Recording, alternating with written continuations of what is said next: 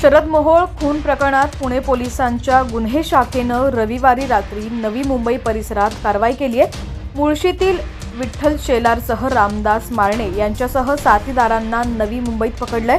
गुन्हे शाखेच्या पथकाने मोहोळ खून प्रकरणात मुळशीतून 4 जणांना ताब्यात घेतलंय। मोहोळ खून प्रकरणात मारणेसह आतापर्यंत 14 जणांना अटक करण्यात आली आहे। 5 जानेवारी रोजी कोथरूडमधील सुतारदरा परिसरात मोहोळवर पिस्तुलातून गोळीबार करून खून करण्यात आला होता। मोहोळचा साथीदार असलेल्या साहिल उर्फ मुन्ना पोळेकर आणि साथीदारांनी खून केला होता। खून प्रकरणात 2 वकिलांना अटक करण्यात आलेली आहे। खून प्रकरणाचा तपास सुरू आहे। मुळशीतील गुंड विठ्ठल शेलार रामदास मारणे नवी मुंबई परिसरातील एका फार्म हाऊसवर असल्याची माहिती गुन्हे शाखेला मिळाली। पोलिसांच्या पथकानं शेलार मारणे यांच्यासह 6 जणांना नवी मुंबईतून ताब्यात घेतलंय। मुळशी तालुक्यातून 4 जणांना ताब्यात घेण्यात आलंय।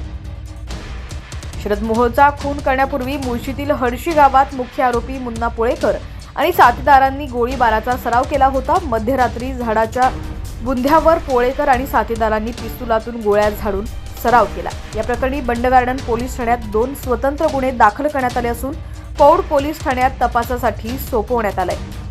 साहिल उर्फ मुन्ना पोळेकर, नामदेव कानगुडे, सतीश शेंडगे, आदित्य गोळे, नितीन खैरे अशी गुन्हा दाखल करण्यात आलेल्यांची नावं आहेत। मोहोळच्या खुनाच्या कटात सामील होण्यास नकार दिल्यानं पोळेकर आणि कानगुडे यांनी अजय सुतार याला डिसेंबर महिन्यात भुगाव परिसरात त्याच्यावरती पिस्तुलातून गोळीबार केला होता। खुनाचा प्रयत्न केल्याप्रकरणी पोळेकर आणि कानगुडे यांच्या विरुद्ध पौड पोलीस ठाण्यात गुन्हा दाखल करण्यात आला आहे।